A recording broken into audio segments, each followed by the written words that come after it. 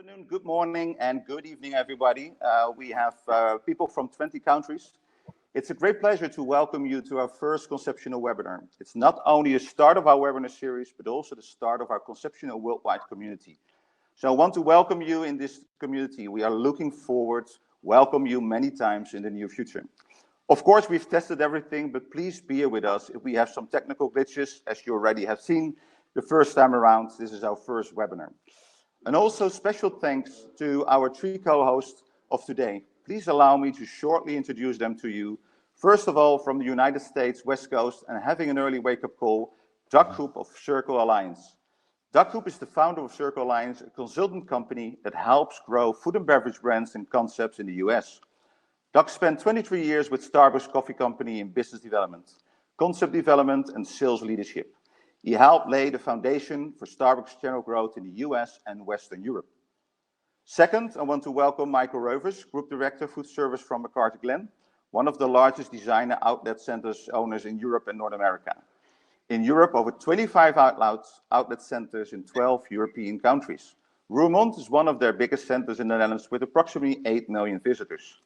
And finally, but not least, Willem Hilbron, former Vice President of International Development of HMS Host internationally, and currently Director, Horeca and Hospitality of Albron, one of the largest catering companies, food service operators in the Netherlands with a sales volume of approximately 320 million euro. Gentlemen, welcome today to the webinar. Of course, no surprise, today we want to discuss the impact of COVID-19 on our business. We all have been taken by surprise by this and could not have foreseen the impact this has on our system. It's not only a system shock in the short term, but even more important, it is shifting the patterns on how we and all our guests and our stakeholders view our business. Yes, there is a need for instant action to even be able to reopen, and today we will highlight the most important ones. But we strongly believe that it's even more important to think about the long term and thus last changing of our business. If you believe we will go back to normal within a foreseeable time, you better think twice. The normal as you know it will be gone forever. But this also means opportunities. We are getting into a transformation planning and redesign of the restaurant and food and beverage business. For those able to adapt to the new situation and led by vision and innovation, a bright future might arise, though this sometimes might be clouded by our challenges in the short term, whether it's the second or the third wave of COVID-19 or a new challenge in the foreseeable future. Let's work together. We are better prepared and set up for the next challenge to come. If you would have any questions during the webinar, please use the Q&A section. We will discuss some of them at the end of this discussion. So let's start with the presentation. And what we like to discuss today is a couple of things. We would like to share with you the overall impact on the F&B industry, trends and developments post-COVID, the US food service outlook together with Doug Koob, operational impact together with Willem Hilbron, and later on also placemaking and how we look from a landlord perspective together with Michiel Reuvers. And at the end, as I mentioned earlier, we have some time for Q&A. So just maybe short for the people who don't know, Conceptional, we are a food service organization who's focused on three different areas like concept development, placemaking, and performance and growth, where we support different brands for their growth and supporting in concept development in different rounds. So if we talk about the COVID crisis, and we've discussed that with many people around the world, and what we have seen is that there's a kind of combination in what things are happening right now. We do see a couple of trends which is still there, like the global trends, consumer trends, and there are certain impacts. And those impacts will have impact on the placemaking, on the operational part, but also the development part in all different ways, which we like to discuss. And at the end, we need to understand what's the future of the restaurant industry. And that means as part transformational planning, but also the rise of the virtual restaurants. So therefore, we also show you the transformational planning. There's a couple of things which I like to share with you. First of all, we have the physical to virtual. Are we ready? And we only dine in, or do we have to look for different kind of options? But also looking at the cash flow over growth rate. Is it more important to have more units, or should we have a focus on the P&L itself of those locations? Making the implicit explicit or transparency, we have to be very clear to our audience, to our staff in all different ways. But also trust is core asset. Promise made, promise kept, between landlords, between other people. And I think what is also very important in that way is a negative working capital that might become a very no-go zone. How we should be able to operate if the negative capital will impact in these kind of situations. But also the new healthy in the immune system. I think that's really important that we are more proactive compared to the future. We want to stay healthy, but also reconnecting with your guests, building a very strong relationship. How would you do that? Not just for a moment, but for the future. That's the brand awareness and the value. But also the togetherness. We stand together. That's really important. With your suppliers, with your employees, with your third parties, with all the people around you. I think togetherness is really important. And of course, the technology, which we will show you some examples as well today in the presentation, but also the possible innovation that is so much pushing right now in sometimes 30 days instead of years. So there is a lot of things changing currently in the world. So we normally look at the consumer developments, and they still remain in that way, looking at the baby boomers, looking at the Generation X, Xennials and Millennials. But we do believe that there is an impact looking at the COVID if we look at anything like the baby boomers and Generation X. I think they get more savvy with technical support. They need to understand how technique brings into their life. So they get more used to it. But we also need to understand, if we look at the Xennials and Millennials, that they're demanding more social engagement from brands. But we also might understand that looking for the midterm, that the Xennials looking at value for money. It might be that they lose their job in the future, so they're looking for value for money within the concepts and brands they're going. And looking at Generation Z, which is normally one of the groups in, for example, in the Netherlands, who go out so many times, they are spending a lot of money. They are not able to do that. Will they be able to do that in the future? And I think also health is coming in there from very important parts.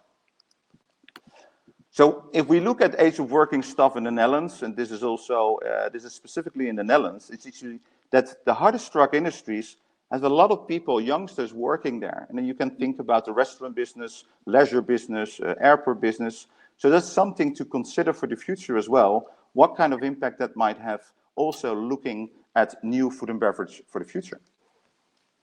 So if we talk about trends and developments, what we normally look at is we look at a couple of global trends around the world. And those are the sustainability, the shifting identities, technologization, globalization, and experience economy. So a lot of them are there still. But if we look at the impact also from COVID, we will show you later on what can change. So if we talk about consumer needs, that's normally how we develop our concepts. You see the different things like local love, like economy, like convenience, but also the product trends. And if we see, still looking at the global trends, but looking also in the impact from the post-COVID area, there might be some changes as well. We will see some new things coming like hygiene, but also like entertainment. So some of them will be highlighted within those trends, like the local love, like convenience. But we will also see some new things, as I just mentioned, like the hygiene, like the entertainment, like drive-in locations, all different things. So if we look at a couple of current movements, what we have seen and having discussions around the world, we would like to share you a couple of those trends. So we do see the rise of the dark kitchen. It was already started a couple of years ago. But the good thing about a dark kitchen, you don't really have a front of the house. So the main focus is on the back of the house and gives you more flexibility. But we also see online social activities more and more. This is with Brewdog, where you have a drink all together. So you want to be connected, but in a different way. Also new business models, like Wow in the US, fast casual Asian concept, who was into the business and looking for new possibilities, where they were able to make sure that they have a module which they can spread throughout the whole area of the US, bringing in their products. So also existing restaurateurs. And blurring, I think this is an example of Jumbo in the Netherlands, where you see the combination of blurring going on. And it's a really important one that remains also for the future. But it might also go the other way around. If other things, what we have learned in the last couple of weeks, the last 7-8 weeks, is that community-driven and locals are really important as well, looking at the suppliers.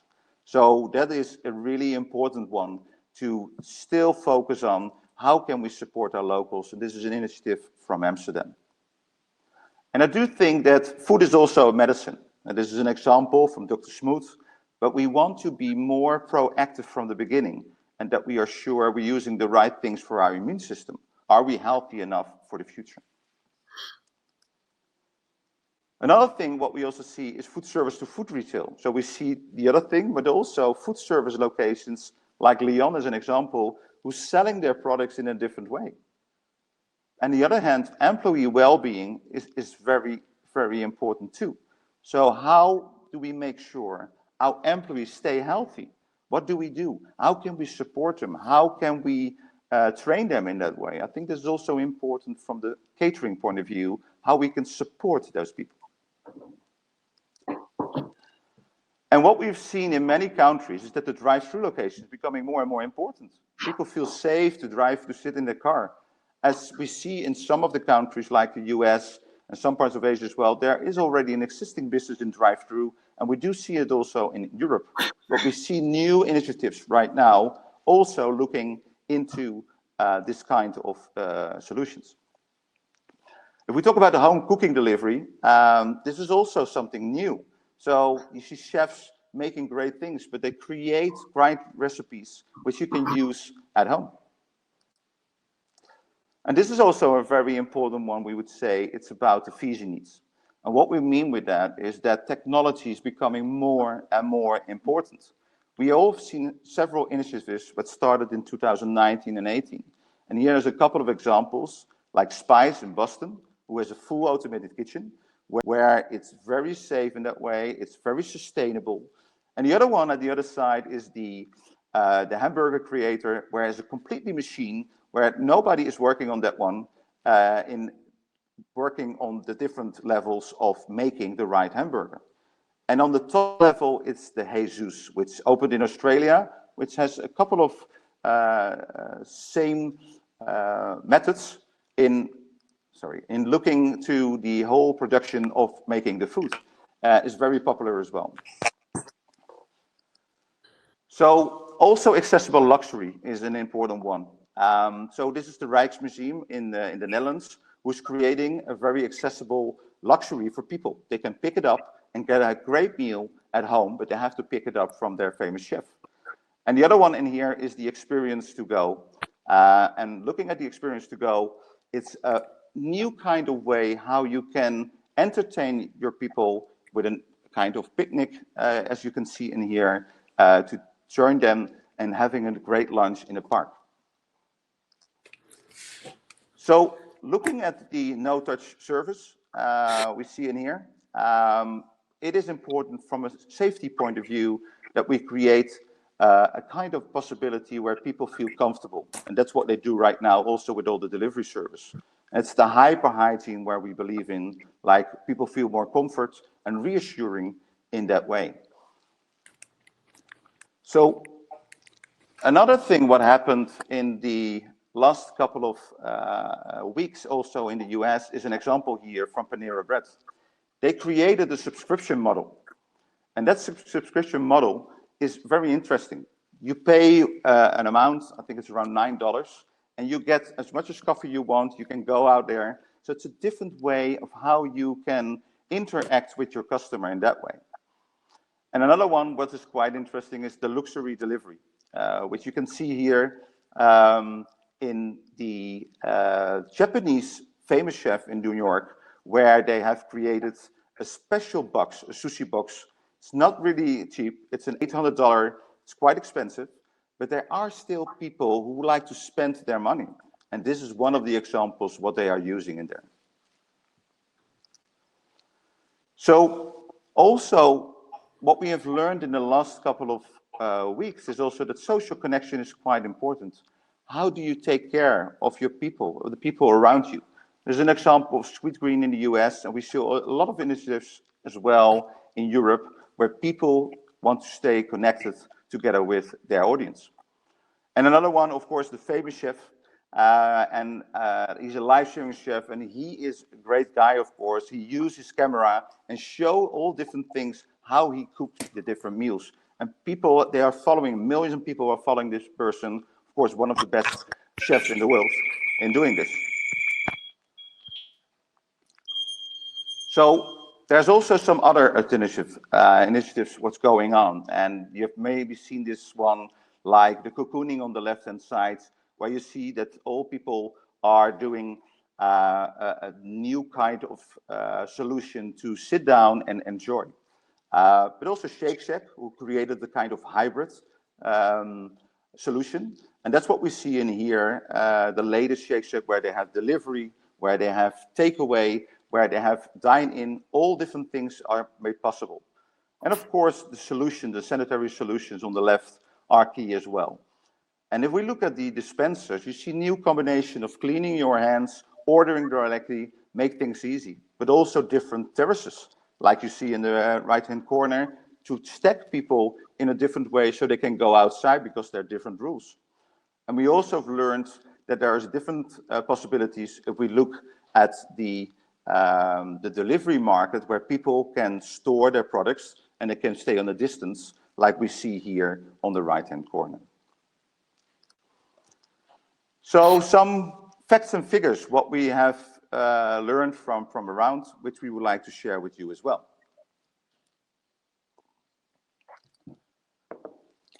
Of course, if we look at all the different countries, there are so many different things going on.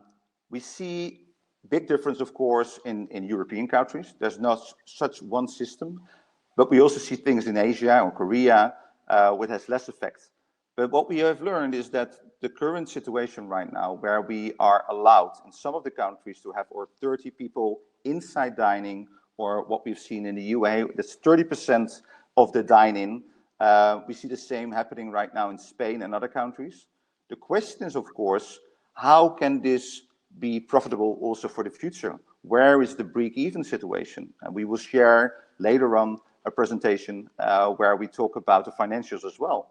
But we see so many differences in different countries, and what will happen in the next time when we will face another situation.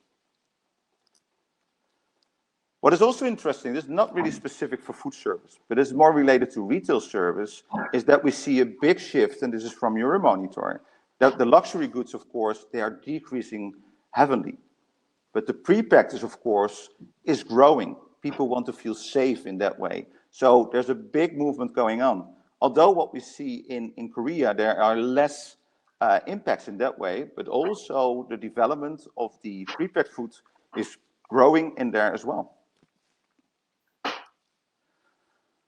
So if we talk about the impact for our Dutch viewers as well, and this is from the food service Hygiene from the Netherlands, Institute the Netherlands, and this is an outlook what they expect for 2020.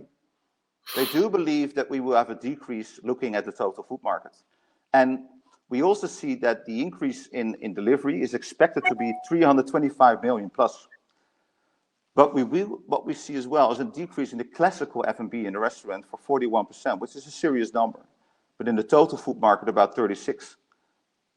The increase in the total food retail is still 4.1%. So there is still, the food retail is growing, as we have learned in the last couple of weeks. So we just want to know what the government supports in terms of 1,000 business. What will happen? Will they go bankrupt? Will they continue? We don't know. But we do believe that the QSR, the quick service restaurants, will be less hard hit than the other restaurants, as we have learned in 2009 during the other crisis. If we look at the impact food market industry, and this is also what we work on together with Dutlink, and where are we looking at in here is that if you look at the visits in the HoReCa, in the food and beverage industry, they went from 50 million visits to 5 million visits. And if you look at the different index numbers, you see a big decrease, of course. Yes, we see an increase, of course, on the food retail with 16%. But if we look at the decrease in the different restaurant business and catering, that's tremendous, of course. And there we are trying to understand what will be the impact for the longer term. This is for a 6 weeks period. And the index per sector in the week, so 53% in food service is losing in that way, from 400 million a week going to less than 200 million, and 44 million decrease in the classical hospitality, and looking at 20 million decrease in the convenience. So there's something going on. Having said that, the food delivery, of course, is growing from 30 million to 60 million. Serious thing. And the 10% growth in food retail is what we have learned in here, is that 77 million food retail gain, of which we get from the out of food service share. If we go to the impact food market industry delivery, is also something happening. As I mentioned before, there's a big growth, of course, on the food market industry delivery. And that's going from 2.7 meals to 8% dinners. And one of the 40 meals is now one of the 12 meals, dinners out of home. And the meals before was also related, of course, to the lunch. And also looking to the dinners now is more focusing on the evening part. The interesting thing, what I have never noticed, is that still looking at the delivery market, that still a lot of things on the telephone is ordered. So not only by the app or by the internet, and of course, there's still a lot of things going on the delivery side. Takeaway, thuisbezorgd in Dutch, has approximately 50% of their total business. And the other ones, the other 50%, it's among Uber Eats. But don't forget also the restaurants themselves. So they have all different systems in place. And we expect also that it will grow in the next coming periods.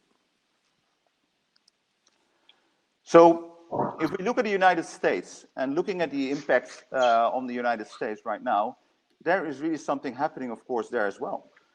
There's a lot of job loss, of course. If we look at the numbers last week, about 20.5 million. We've never seen that previous record since 1945. And 28% is within the restaurant industry.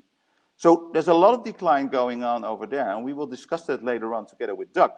But we need to understand, where is this heading? There's a lot of brands who are focusing on what they can do from a curbside sell, more delivery. But you see that the pizza delivery, of course, like the Papa John's and Domino's, they are still looking for new kind of people, 50,000 people. So it's a completely mix in the industry. So let's have a discussion also with Doug on all the things, what's happening right now in the US. And as we all know, there's a lot of things going on, Doug. And if I may ask you the first question, Doug, is that if we look at the food and beverage concept in the US, have you pivoted in major ways in the past few weeks as sales have declined from the impact of COVID-19? Can you give us some innovative examples of some specific brands that have implemented new ways to drive revenues for their business in the US? Absolutely. And Reoewein, thank you to you and the Conceptional team for having me today. Honored to be a part of this webinar. Yeah, I think one of the most inspiring things for me in a really challenging time the last 8 or 9 weeks has been the art of the pivot. And I think a lot of brands and businesses and leaders were able to do that in fairly short order in very innovative ways that have inspired the rest of the industry in the United States in a very short period of time. And I live here in San Francisco, but my hometown is Seattle, Washington, and Seattle was really ground zero for COVID with the outbreak in Seattle. And so the restaurant and hospitality industry was decimated in many ways very early on. And one example that stands out to me of a pivot is Canlist Restaurant, which is one of the more fine dining, top tier full service restaurants in the city, probably the most expensive average check. And they literally within 48 hours closed their full service restaurant and pivoted to 3 different concepts operated out of their parking lot for all 3 day parts. A drive-through breakfast concept, a drive-through lunch, and a drive-through dinner with meal kits. And I thought that was a really amazing pivot to have your core competency be fine dining, to close your dining room, go out into the parking lot and activate your parking lot from the early morning to the late evening. And they have lines down the street of customers wanting to take advantage of their new services. So that's an example I share with you. I think a really inspiring one to a lot of people, and how they were able to do that so quickly and so with so much innovation. Wow, that's unbelievable. And if we all agree that COVID-19 will forever change the food service industry. Can you give us some examples of how you think this will be true in the US? Yeah, I think we obviously took a direct hit in the food service and hospitality industry. And again, everyone's having to look at things much differently. And in the city where I live, San Francisco, which has a great reputation globally for innovation and a real strong independent restaurant core with really true innovators doing lots of amazing things and leading the way in that Silicon Valley innovative way. There's a chance that maybe half of those restaurateurs won't come back. Half of it, wow, that's a lot. It's a very serious situation, and so everyone's looking at their business, and everyone's looking at what the new world looks like, and I think it's going to be all things technology. And if you talk to the restaurateurs, they're talking about contactless and touchless pay and ordering. And so you're going to probably be in a world where a lot of restaurateurs in full service will pivot to ordering from your own device at your table. And so you're not going to get a physical menu. Yeah. You're going to bring your phone to the table, go onto the website with your group and order directly from your own device so that you don't have to touch anything else. Yeah. Or you're going to pre-order before you get to the restaurant, and you'll have a designated time, a designated hour to sit there. And so you'll do that by the time you get there. So all things digital, all things online ordering. There's so many ways with technology that the industry will change forever. Yeah. How will you look at, for example, Itza was there a couple of years ago. They developed a whole system in San Francisco. They opened around four or five stores in San Francisco and also LA. They were not moving further. You would say in these kind of times like the COVID-19, this might be a very good solution since everything is technologized or robotized from the background. How do you look at that specific one? Yeah, I think food and tech is really this is going to be the age of all things food and tech. And there's a great publication out of Seattle actually called The Spoon that I would encourage all the viewers here to sign up for. It's called The Spoon, and they focus specifically on food and tech. And concepts like one of my Circle Alliance's clients out of Austin, Texas, Brigo, which is an automated coffee machine robot that serves 100 drinks per hour in a touchless environment, puts the lid on the drink and serves it right to the customer. That's an example of where I think the industry will go. Or Farmer's Fridge out of Seattle, Luke Saunders, who's the founder, who essentially it's a vending machine, but it's really an upscale refrigerator serving prepackaged salads. And if you look at what Farmer's Fridge is doing and how they're activating their fridges in hospitals and places all over Chicago and the East Coast, that's another concept that I think has a lot of opportunities. So lots of food tech. Itza was a good example, and food tech 1.0. And I think COVID-19 will launch a whole nother many more options of food tech 2.0. Yeah. Okay, thank you. And if you worked 23 years for Starbucks in business development roles and in the US and Europe, and I'm sure you still follow that company. What have your impression been on how Starbucks has dealt with the challenges of COVID-19 on their operation and overall business? Yeah, I've really been inspired by Starbucks the last few weeks, and I've kept lots of close relationships there with many of the executives and the partners in the organization, and it's truly been really impressive how they have dealt with the crisis.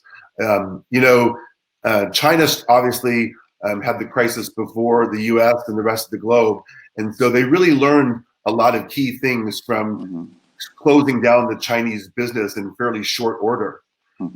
And so since they had to go through that, earlier this year, they used those learnings in the U.S. when they shut down nearly every single one of their stores in the U.S. And so Kevin Johnson, the CEO, and Ross Dan, who runs the U.S., the leadership team, had a playbook off the shelf on what they needed to do with a very large-scale closure in the U.S. And of course, Starbucks is in a position where they have resources to do things that other companies can't do. The last article I read said they had $250 billion US in cash and $300 billion in an extra line of credit. So those are obviously nice luxuries to have in time of a crisis. But I think more than anything, Reoewein, they live their values, and every single person I know that works for Starbucks, whether they be a barista in the U.S. or an executive in the office in Seattle, it was paid their full salaries, their full wages the past few weeks as they shut down the stores, and now they're reactivating their stores in the last couple of weeks. But they really live their values and their culture. And when I grew up with Starbucks, it was all about taking care of their people. And Howard Schultz, the people, we aren't called employees, they're called partners because they're partners in the organization, partners in the growth. And I think the thing that's been the most inspiring for me is how they've done that, how they've lived their values and taken care of their people during a crisis. And I think that their people will remember that, and that will create lots of loyalty and lead to retention in their employee base and lots of people who want to work for Starbucks because of the way they've taken care of their people during challenging times. Wow, that's great to hear. Are there any other examples like Starbucks who's doing a little bit similar things, or treating their staff in that way, or do you have any other examples in the US who are similar or close to it? I think there's no better time to live your values and to have your purpose. And a lot of my clients that I'm speaking with right now that maybe wanted business results done and not so much strategy, now we're taking the time to really get the strategy done and drive the results as we come out of COVID. And I think, one of those is your whole people plan. You should have a minimum of a 5-year strategy for what your culture is, what your core values are, what your mission is. And those are all things that have never been more valuable than in a time like right now. And so, I think Sweet Green is another brand. Actually, one of my former colleagues and executives at Starbucks just got named yesterday as the Chief Operating Officer for Sweet Green, Chris Carr.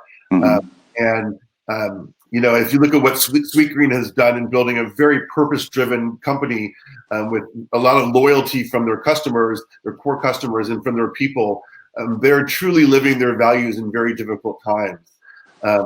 And people will remember, employees will remember, customers will remember. Everyone's developing new habits in purchasing. People will go on and work new places and have new jobs. Yeah, and they won't forget how they were treated. And I think that's really important. You mentioned togetherness when you launched the webinar, and togetherness has never been more important. Be neighborly. Take care of one another. The brands that are doing that are the brands that are going to come out of this stronger than before. Yeah. So if you would say, looking at the winning concept in the US moving forward, that's related to the DNA of those concepts and brands, do you also see that specific kind of new winning concepts in the US are getting closer to launch or will increase their business? Is there any expectation from you besides those two brands? I think another brand that is really done an amazing job right before COVID and during COVID is Chipotle. And I worked a bit with Chipotle the past few years and know their team. And Chipotle really struggled in the US with food safety issues. It's been well publicized. And they brought in their new CEO, Brian, who did just an amazing job turning around the organization and repivoting the organization. This was, again, the last couple of years before COVID, but really brought them out of those food safety issues and the communication issues they had associated with that. And now if you look at Chipotle, Chipotle knows their customer better than ever. And their customer is incredibly loyal to them. And so if you look at how they're communicating with their core customer via social media and the messaging that they're giving to their core customer and the way they're meeting their customer with new products and programs, and the fact that they've stuck to their core and haven't used this as an opportunity to go off and and launch into breakfast or launch into all these other things, they're doing what they've done best. And I think there will be examples of lots of companies that look for new ways to meet the customer with curbside delivery or online ordering or developing an app or portability with food. And or collaborations with others in the industry that bring skills to the table that they don't. There's lots of examples of that, but there's also examples of companies that know their core and have stuck to their core. And I think both of those are inspiring to me in the marketplace. Okay, well. So in terms of looking at the business from an investment point of view, and we will do another webinar mainly focused on merchant acquisition, but if you look, what's happening right now, the COVID, it has become a more and more interesting playing field for the venture capitalists and private equity firm, or do you think this crisis reduced their appetite, or are they still interested to buy new companies? What is your look on that one? No, I do not think COVID has reduced the appetite for private equity and investment. I live here in Silicon Valley and have an opportunity to connect with a lot of people in that space often, and have a lot of friends and colleagues in that space. And I haven't heard anyone say that.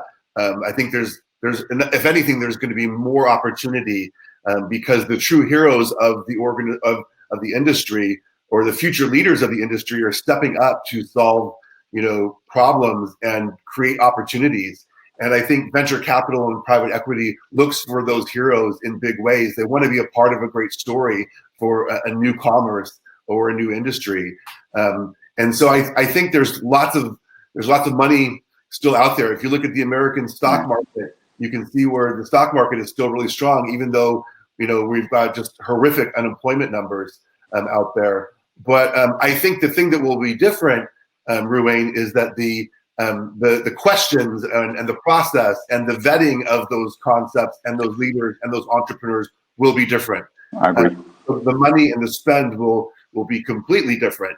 But this America is, and capitalism and this economy is all about growth.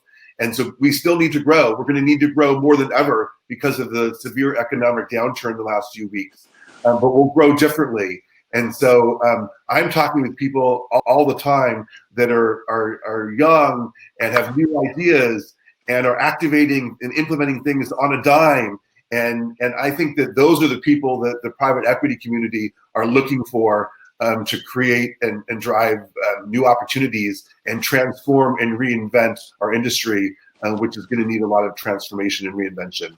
I think I'm happy to hear that, but also a lot of investors are happy to hear that. So there's a positive future in that way. So that is good to hear. So thank you for this moment, Doug, and really appreciate it. I know it's very early for you. It's early morning, but we would like to move on to the next slide. And so we come back to the Q&A later on.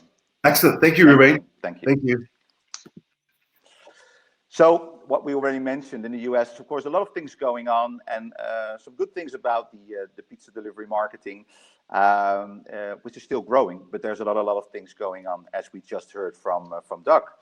If we talk about the operations, and I think that's a really important one as well, and this is slightly related to the US, where they have seen several things, and it's from Technomic organization in the US, where you look at the reducing of the number of menu items. So there are many things what is happening in developing those concepts, but also looking what is happening on the delivery. All those elements, dine-in services, are reducing, of course, in that way. So there is something going on operational on all different kind of levels. And what we looked at as well, and we're not going to dive into that today too far, because we have a discussion also with Willem later on, and we will share that also with our playbook, which we're going to introduce later today. But it's about cost reduction, of course. How do you prevent waste? Those discussions are important. But how do you calculate your cost? When is it break even? And just talking about previous things like 30% occupancy, and I remember some discussions I had with Dubai operators. They say it's very difficult to make money with a 30% dine-in. So where is the break even? But also managing your staff and looking, can you reduce to one shift? Because at the other side, you want to do more shifts probably to gain some sales in there. Besides that, it's about revenue creation. How are we able to create revenue? And what we've seen in the last 6, 7, 8 weeks is that a lot of restaurants also are focusing on delivery. It's quite difficult sometimes if you have it not in place. If you already have it in place with all your systems, they move on, they making the money at that right moment. But there's a lot of things happening on the off-premises, of course, because of the virtual restaurants. But on the on-premises, what I mentioned before is the drive-thrus, of course, and that is helping, of course, in that way. I spoke to a couple of big QSRs in Europe, and they were up to 70 or 80% of their sales, which was not too bad. But they did a lot of delivery, drive-in, takeaway, and nobody gets in there into the dining rooms. And it's all about communication. I think it's always about communication, but also right now, it's looking at the awareness of the service and products, if you talk about online, and building a large web presence, which is quite difficult because normally we are gathering all together in restaurants. How do you do that in a proper way on the internet? But also looking in the in-store. What's really important is communicate that you are open, communicate very clear the rules, how we work together, what people can expect. That gives them a relief. Communicate very clear what you are doing. So just be open. And as I mentioned before, it's about transparency, which is really key. And hygiene, of course. This is, we call it hyper hygiene. This is very important for everyone. And I see a lot of things going on right now through the whole world about hygiene. And it's about the frequency of cleaning. It's about the sanitary facilities. They need to be spotless to feel comfortable. But on the other side, it's also about perceived hygiene. Do you feel comfortable to get into a restaurant or another environment? And again, then communication is very important to do so. And I think it's about cooperation. We are in this all together. We're not doing it alone. So we need to bundle working together in different ways. Look at different kind of combo deals working together with retailers, with other people around you. And I think what is key as well is looking at your landlord also to find ways how you can explore certain things like delay payments, but also with the bank. But I think it's about working together, working with local suppliers, and localize the supply chain to be prepared to further reductions, because we don't know what's going to happen on the next one. So there's a lot of things, and what we did is we looked at the P&L of a pro forma, and again, it's a direction in that way.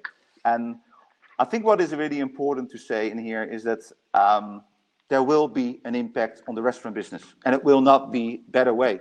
Will that be that the price will go up? I'm not sure. Probably it will happen. We don't know. I think it's a discussion also within our poll. But we do believe that the cost of goods will increase. They will not decrease in that way. Talking about ways, portion-wise, the supply chain, all those different elements. And looking at the cost of labor, that will be also more difficult. If you don't have the same sales volume, I think productivity is quite difficult. You have lower capacity. So we might see increasing on sickness pay. So there's a lot of elements, and looking also in the delivery costs. So probably more restaurants will do more delivery, but the question, will they do it themselves? Since it's still difficult, and looking at the cost of deliveries, they are between 15–30%. Really depends where you are, what kind of country. What we have learned in other countries, like the US, for example, as well, that they've said in New York and San Francisco, you cannot exceed 50%. That's what they are in discussion with the Uber Eats of this world. Same is happening right now also in the Middle East, where they have positioned it on 18%, if I've been well informed. So how can we work also with those aggregators for the future? And I think what we believe as well is the discussion of rent. And I think we have a later discussion also with Michiel and with Willem on that one. Just how will the rent impact? If your sales volume will go down, you pay the same rent, how does it work? Can it be a solution that it's sales driven? But those are all discussions going on right now. And what we also believe is looking at the lease, which probably initially was not that big, but we do believe there will be a move from CAPEX to OPEX. So we're probably going to lease equipment. We're probably going to lease furniture in a different way, because we want to be ready for the next thing to happen. So and again, this is a direction, the EBITDA will not be better in that way. So how are we going to solve that together? Those are the important questions we need to raise for the next coming months and years. So like to discuss with Jan Willem about a couple of things. About the operational things. So Jan Willem, are you there? Yes, I am. Perfect. Thank you for joining us, Jan Willem, and I'm very happy to have you on the webinar. If you look at the development within the company of Albron, and if you look at the sales development, what has happened in the last 7 and 8 weeks? If you look at the sales, for example. Well, thank you for having me. Yeah, I think as you can imagine, before we actually closed down, let's say all our commercial catering locations, we slowed down a little bit. But long story short, we've been closed for 8 weeks now, with almost all our restaurants. Albron is participating in several lines of business. So we are in hospital business. As you can imagine, it was extremely busy over there. If you're talking about patients, a lot of business as well in the waiting rooms in the bigger hospitals where you can buy a cup of coffee. For instance, when you drop somebody off, that was closed as well. Then we have a lot of company restaurants, a lot of companies closed. Some companies were extremely busy, like the suppliers of bigger grocery stores, the online vendors. So we saw a light pickup on sales over there, but in general, a big part of those locations closed as well. Commercial catering and the leisure parks. We supply the hospitality for center parks in the Netherlands and in Belgium. They're all closed, and the high street business as well. So long story short, 90% of the locations that we operate closed and are closed now. Luckily, and that's the good news, we opened 4 locations last week and this week. And that's good. Obviously a small drip, but still that's very important and very promising. And that gives a huge impact on our staff as well. And I think, coming back on your question, what happened, I think you can basically do 3 things if something happens like this. One is, of course, in the beginning, it's not clear what's going on, and you need a bit of time to get back on your feet. And then you can basically do 2 things, and that's or wait and hope that everything turns back to normal, or you start actually inventing and thinking about the future. And we did that at the same time, because there were a lot of questions. So we are focused most of the time on the Netherlands. So there, of course, the government support package was very important. I think it comes down to leadership as well, to your employees, explain them what's happened on a frequent basis. I think a lot of companies made a mistake. They went all quiet because they had no idea what was happening, and therefore basically cut off the communication line for a long period. Of course, people are at home and worried. I personally was very busy with working with the crisis team and making plans, but that doesn't mean that the people that are sitting at home struggling with other problems are worried about what will happen next and do I have a job later.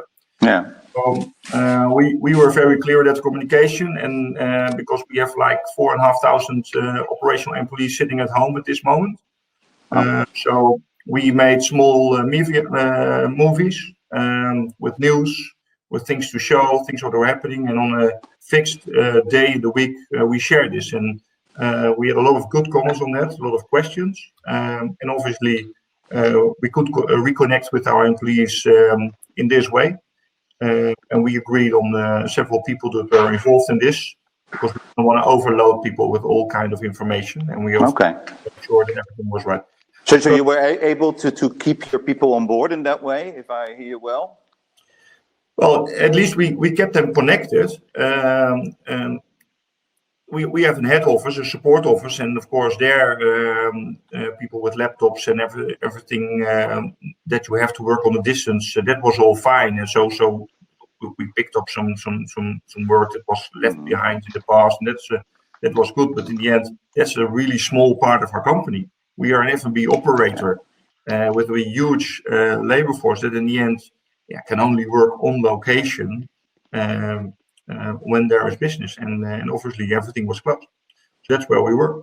Yeah. Okay. And And if you look for, because you slowly opening, you just mentioned, and Yep. do you think that there's a lot of significant costs are involved within the restarting of your business, and how do you look at that? Well, what we did, I think there are two very important topics if you start reconsidering opening. One is, of course, your P&L, and I come back on that later, because I think the P&L of your operation is the core of the decisions you have to take. Secondly, I think you have to be careful that you separate your different lines of business in the different types. Let's say, is it the to-go business? Is it the counter service? Is it quick service?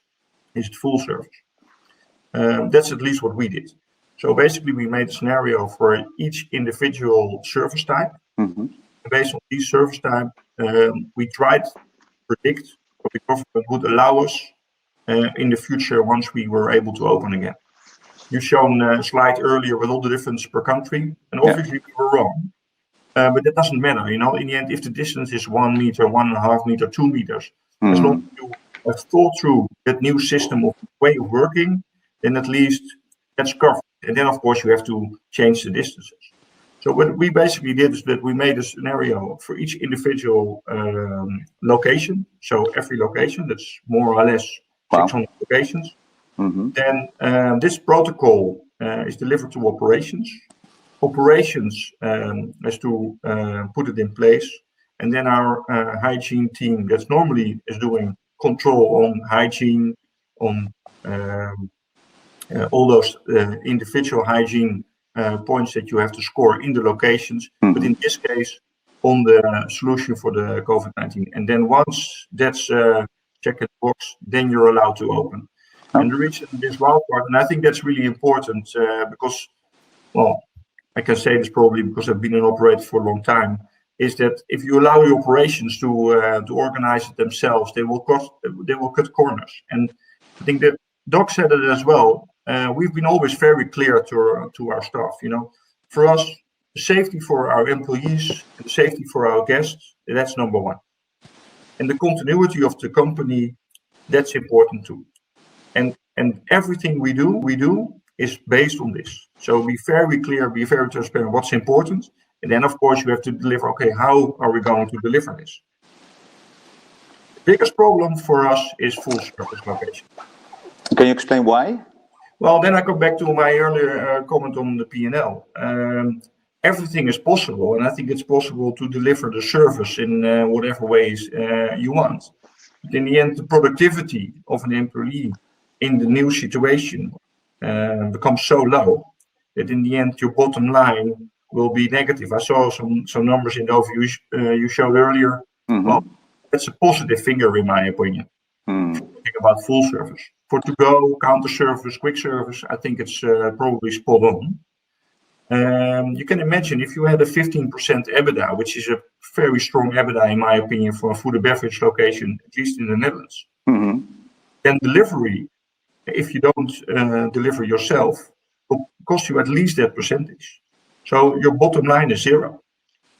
And then, so then you go through each and every line of your P&L. And then, of course, what jumps out, labor, rent, concession fee, or, well, whatever way you split your revenue, all these kinds of points. And then you have to attack each individual line. Yeah. Well, will that mean, Willem, you will not operate full service restaurants anymore, or you need to restructure cost or pricing or discussions about rent? How do you look at that? Yeah, that's an interesting question. Obviously, you start with the cost. So you're trying to see if you can find a solution for the cost. And I must say the results of that that journey to every landlord has been different. And of course, in the beginning, it sometimes were very short talks, and after a few weeks, I think there was more possible. So we see different reactions. But I think in the end, I think landlords in general have to understand as well that if we don't find a solution for a profitable food and beverage operation in their location, you will probably lose the food and beverage location in time. Okay, so if you say this, what do you think then the winning restaurant concept should be of the future? So It's a difficult one because you look at the operator, Yeah. we're looking at the landlords, we're looking at the most important thing is, of course, the guest who is coming there. What do you believe that could be the winning restaurant concept of the future? Knowing all those.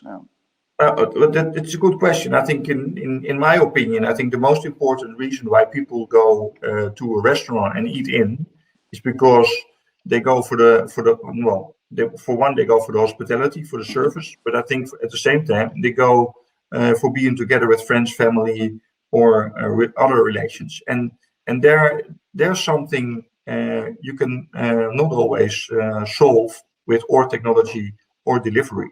So I think yes, it will full service will exist in the future as well, but I think the model will change. I think the price in the end will go up, and I'm not sure how much. I see a few restaurants here in Amsterdam now charging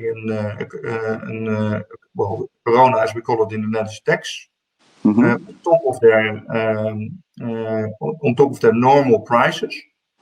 And what you see is that the menus become a lot slimmer, so less options. And that way, and they work in slots. Sorry, that was the last one. So in that combination, working in slots, opening earlier, closing down a little bit later, working with a smaller menu, and adding a tax, I think there is a possibility to get close to a profit. But still, is the most interesting and most difficult question is obviously, will people and will this all adapt back to how it was, or is this forever? No, I understand, but it probably will not be higher than before if you look at the dine-in locations. And as we discussed before, there are discussions about what should be the minimum capacity of your restaurant if you look at dine-in to even make money or make sure you pass the break-even line. And there are different rumors about that. And I think we also used a poll in this webinar. But how do you look at it from your side in terms of percentages? Well, I think that unfortunately there are a lot of F&B operators in the Netherlands that if they really look, they take a close look at the P&L, then they make a margin of maybe a real net bottom line of 2%. Yeah, so it's sensitive. In the past situation. Yeah. So you can imagine if you lose 70% of your capacity, wow, I think it would, in my opinion, would be a miracle if you still make money. Yeah.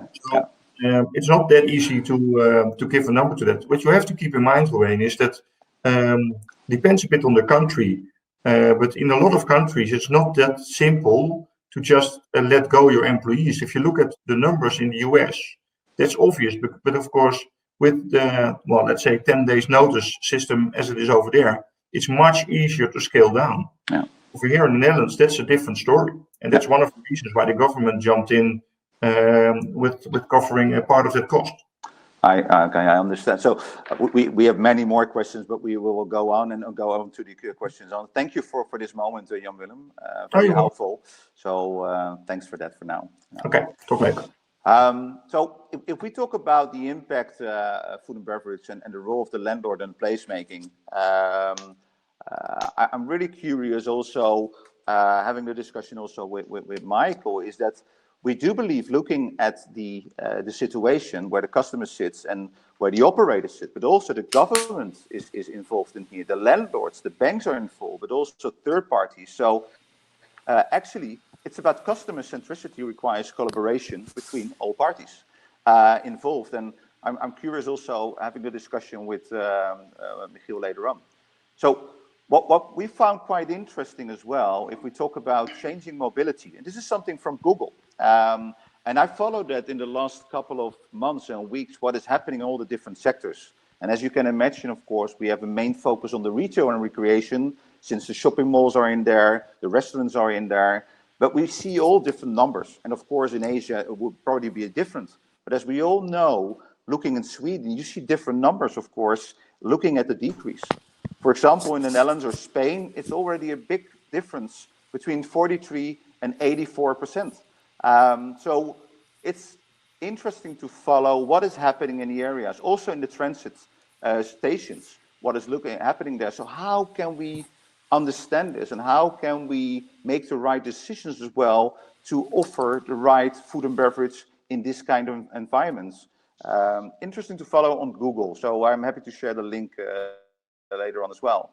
So talking about also the expected order of openings is what we see happening right now. It's getting slowly open, is the first phase of the high schools and looking at the office catering.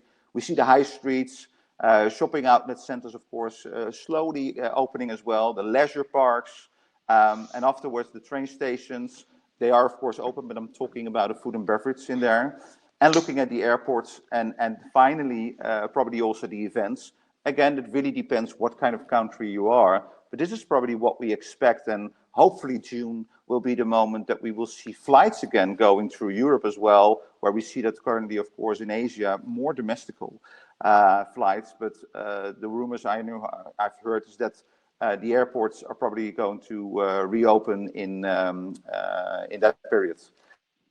So if we look at the different kind of product categories, and that's what we see right now as well, is that the fast casual, QSR, and impulse to go and coffee bakery, they are already open, of course, and they're pushing it in different ways.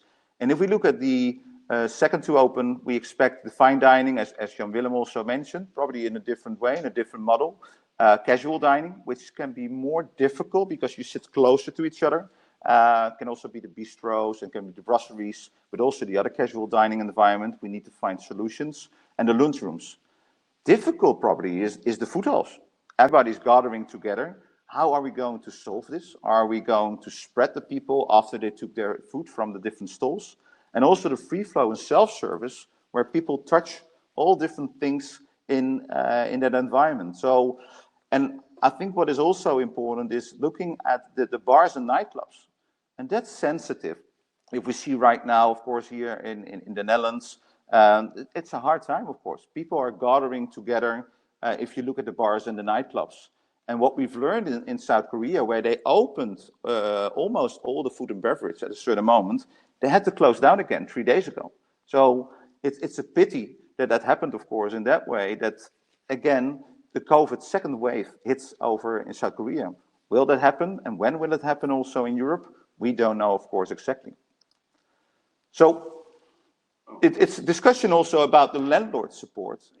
If you look at the different areas on the landlord, is how are we going to work out on the rent, and how are we going to work together? Because it is not an easy one, and this is one coming from GEL. We did a survey among 200 people in the Middle East and also in Europe, where we talk about the different rent-free situation and the rent holiday, which we see a lot right now. If I have discussions with different landlords, that the 3 months of length of the lockdown, some of the rent discounts, really depends, as you can see at the other side. But also looking at the turnover rent, is that a solution to do so? So if you could cover the 10% rent on your sales, that's something to discuss, of course, also with your landlord. But it might be having discussions about minimum annual guarantees, which you have discussed. But also looking at few landlords are also offered incentives of service charge. So it's still something what is in place, but you need to find solutions together to find this. I think many of the respondents, they are still, of course, in the negotiations, what we understood as well. And there seems to be a difference, of course, if you look in Europe and you look at the other side, you look at the Middle East part, there seems to be a difference. And that might also has to do with some government regulations in there. So some things are also happening in that one. If we go to some of the questions of Michael, and I think Michael is getting in there. Is Michael already in? Okay, so Michael, we got back to that one later on. Maybe we can do some Q&A, some questions, and I think that there is a question from Christine Crosby, and this is for Jan-Willem. How can food service make a difference and diversity in the future? Jan-Willem, are you there? Yes, I am. Yes, yeah. So, sorry, I couldn't hear the question. Can you repeat it for me? Yeah, of course. Yeah. So that's a question from Christine Crosby, and she's asking, so how can food service diverse in the future? How will we see different kind of food service in the future? Well, the question is, in my opinion, and maybe it's not the answer you're waiting for, but I think you probably see less diversity, because what will happen is that you will get a shakedown in the business in general, and therefore some of the types of restaurant, let's say the small boutique pubs and mom shops, will probably not survive this. Not only because they can just not keep the distance in the locations. They cannot make money with delivery because of the charges of the Deliveroo's and Uber Eats. So just as one example, so what I expect is that the QSR brands, the bigger companies, I think Doc mentioned a few numbers of Starbucks. Yeah, those companies, they have a lot of reserves and a lot of money. And I think the smaller companies that basically used every dollar, euro, whatsoever to pay their bills in the past, they have no reserve. And I think there are a lot of bigger food and beverage companies as well that were not able to get any reserve in place because they had to share this with their shareholders for whatever reason. So I think there's a big chance that we see less diversity. On the other hand, I will think we'll see some different kinds of for food and beverage service. I think the pickup meals, and then I mean the meals not from the supermarket, but from restaurants where you basically have to do the last 20% of the labor yourself. I think that will grow. I think therefore the interest in cooking yourself will grow. So I will think you will see some big changes over there. And I think the pickup of business-related food and beverage will grow even more, although it was already big, and that will probably push away the traditional restaurants that you see in companies. And do you think that will push creativity, or we will lose creativity due to the fact of bigger companies getting in? What is your opinion there? I think that it will be a combination. There's no black and white or right or wrong in this. In my opinion, I would think that a lot of Michelin star restaurants in the past created a lot of creativity on different ways of cooking. I think we'll lose a share of these restaurants, if we like it or not. On the other hand, I think, like always, we'll see a lot of new things, and I think you've shown a few as well, like automated restaurants, where tech is a big part of it. I think we saw already a few restaurants. I saw a few examples in New York, for instance, where you basically have no contact with any employee during your visit. And it's like a combination of ordering on a big screen, takeaway, but still it's high cuisine. Yeah, I think those kind of initiatives will grow. Yeah. Dark kitchens will grow for sure as well. Yeah. Combination with a solution for delivery. Okay. So yes, I think you will see a combination of new things, and at the same time you will lose some initiatives for the future too. Okay, thank you for that. So I have a question for Doc. And this question is from Jacob Jan, and he is asking, what will be the relevance of all these key figures and measures at the moment we have a vaccine? What do you think, Doc? I'm sorry, Reoewein, can you repeat the question? Yes, of course. What will be the relevance of all these key figures and measures at the moment we have a vaccine? So if we have a vaccine, what will happen? What will change in that way? If we have another infection, what's going to happen? The vaccine, so the medicine. If we got a medicine, so I'm sorry, vaccine. Yeah. Vaccine. Sorry about that. Yeah, I think the vaccine is obviously everything. The vaccine gives people confidence to go back to what the new normal is going to be, and so I think we're all waiting to see what the timeline is going to be for that. And I think this is all about trust, and people want to trust that their food is safe, and trust that they can sit next to a perfect stranger in a restaurant or in an airport or on an airplane and not have to worry about being infected.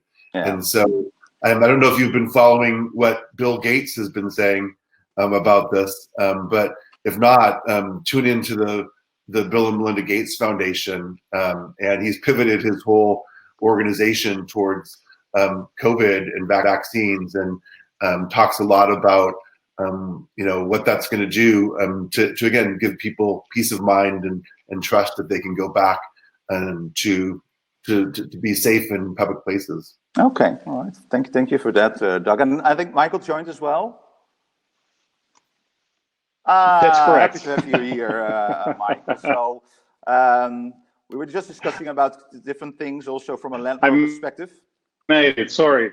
No problem. I'm happy you're on board. So I have a question also for you. If we expect that togetherness will be fueled by the new crisis, and as we've learned our lessons, interdependency between operators, competitors, landlords, do you agree, or do you foresee that the relationship between landlord, developer, operators, brands will be more towards cooperation and shared pain and shared gain?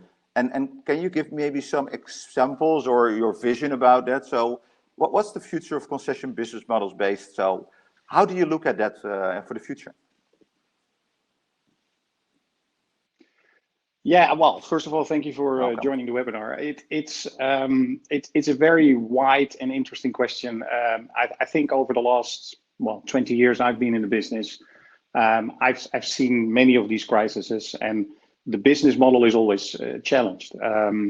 So far, I haven't seen the business model change. I mean, the fundamentals of the business model still work with a minimum and a percentage rent, et cetera, et cetera, et cetera.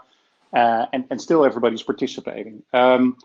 I guess what needs to be done, and to go back to your question, I do believe partnerships and working together is becoming more and more fundamental in the food business, because everybody realizes that food plays a major role in making their commercial proposition more attractive. I mean, if your McArthurGlen is a company that has a holistic view on their outlet centers and want to create a experience. We are day out, and people spend quite considerable time with us, and food plays a very important role in that.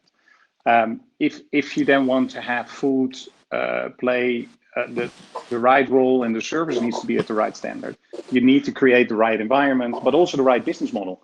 So I think there will be a reset of the model. If the fundamentals of the model will change, I'm not so sure, but I think there will be a reset. Okay, all right. So it's still early days. Nobody knows what the impact on the business is at the moment, because it's still early days. How quick is the business going to recover? So those are very open questions, and it's still early days, but I think something needs to change. Okay, thank you for that. And do you think, if you look at the high streets, you are operating different kind of outlet centers, of course, throughout the world. What is the difference? What do you think? Will the high street recover faster or than the outlet centers? And what do you think? Which scheme will come out strongest in the future? No, I think, but that was already pre-COVID. I compare outlet centers or outlets with shopping centers and high streets, which were already struggling before COVID. And one of the main reasons I believe, or we believe, is that there's no clear proposition. Fortunate enough to be in an environment that we have been able to create a very clear proposition to our customers. We are very relevant for them. I mean, we are competing for day out. And I think we can compete with online because we are discounting, and we are offering price bargains, which is really what people are looking for, combined with the brands. And that's what I think lacks in the high street at the moment, but even in shopping centers, which full price shopping centers, the proposition is not totally clear. So I think that will become more and more relevant. The economy is going to struggle in the next year. So I think we are in a very good position to grow again. Okay, so and if we talk then about the food and beverage, and I think you already mentioned it's an important part within McArthurGlen, and does it get a more prominent role in translating values of the real estate owners towards the guest? And do you expect that there's a more cohesive approach in setting up the F&B mix than you did before? Well, within McArthurGlen, we're already introducing that. I think people need to rethink their models. What you see And what we are seeing, we're now slowly opening our centers. We have now, let's say, 9 centers out of 28 centers are open at the moment. And what we see the first indications, which ones are doing well, which are not doing well. You see that sports category is doing very well at the moment. And food at the moment is struggling. Food within our McArthurGlen planning already had a predominant role. When I joined, I really made sure that the whole planning of food in key strategic locations is becoming more dominant. And also to make your center work well, it is very important to put food and their food, to plan them in crucial spaces in order to attract the customers to certain areas within the center. So yes, I think food is getting more dominant in key locations, although there needs to be more vision and planning thought where to put food. That's what I do believe. Okay, no, I understand, but we just discussed also with Jan Willem, talking about the full service restaurants. You probably have several of them as well in different parts in Europe.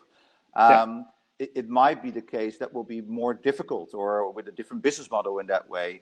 How do you look at that, looking at your mix, maybe specifically focusing on the full service restaurants? No, that's a very interesting question. What we see right now is that mainly the quick service, fast casual coffee business is opening up. So it's really takeaway, and because that's the only thing what is allowed by the government regulations. Sure.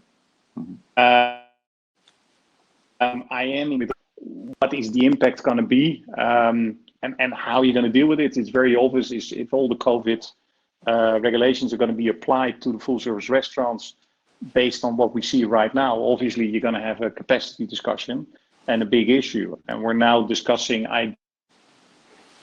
ideas by planning throughout the day instead of at one time.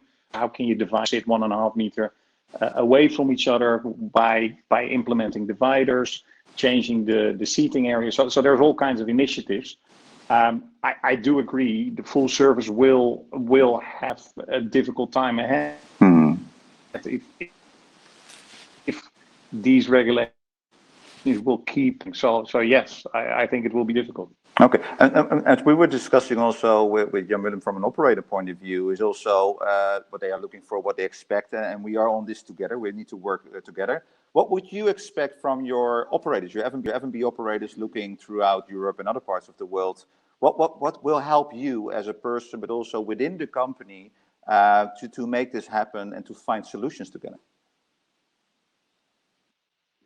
No, I think a key topic will be innovation. I think Doc mentioned it as well. I think we need to look for different setups of restaurants where innovation plays a key role. It's obviously very difficult. We work with large corporations, but we also work with a lot of small independent operators in various countries, and they don't have the financial capabilities to really innovate. Which makes it difficult. So they need to do innovation without a lot of money that has payment systems, queuing, seating areas. I expect caterers to really look at innovation. If we're just going to sit back and only focus on how to manage costs, which, don't get me wrong, is an important element, I think the solution to this all is innovation, and really look at how can we innovate and change the restaurants to reset and adapt to the new now. Yeah, and if you talk about innovation, how big is the part of technology in that way? We can talk about queuing system, reservation systems, all different things. How do you look at technology involved within your outlets within the center? And of course, we're talking about food and beverage, but might also be within retail. Is there anything already going on technology? No, there are all kinds of initiatives, especially payment systems is a big thing, of course, contactless. The reservation systems is now the next big thing, because we never work with reservations, and with us it's very impulse driven, so it's not really planned. So the restaurants, especially the full service restaurants, the reservation system, for instance, the systems that Disney apply, that you reserve throughout the day instead of everything at the same time, that you can see the slots. How do you communicate that? Do you communicate already?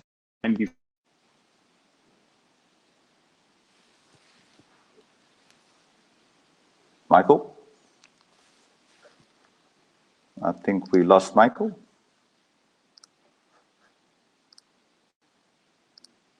Okay, we can't hear you. Sorry that. I think then maybe before you're back, Michael, because we can't hear you right now. I have a question for, I think this is for Doug as well. If you look at out-of-home business that was driven by Gen Z and millennials, which are the most by layoffs? How will this impact in the business? So we do believe that there will be a big impact on the Generation Z and millennials. So how do you look at that? Oh, I think those generations are used to having things at their fingertips on their phone, and I think the restaurant industry, as things have been closed down globally and people have been sheltered in place in their homes, obviously it's accelerated the desire for those two generations to have immediate access to things that they got in different spaces before. And so I think, in a way, COVID-19 is training people to have the convenience of things they enjoyed before right in their home. And I think there's two sides to that. I think it's nice to have those convenient things delivered from a restaurant or a third-party delivery company. But obviously that's a different connection than when you're out in the public interacting with new people, meeting new people, having new interactive food and beverage experiences.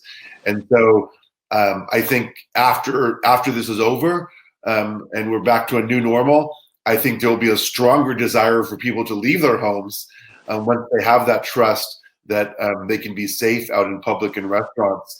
And so I think there'll be a wave of people getting out to connect and have new food and beverage experiences. But I also think those two generations and other generations will have new habits. Where how those consumers meet the brands and meet the concepts in different places. I think it'll be really interesting to watch how that evolves.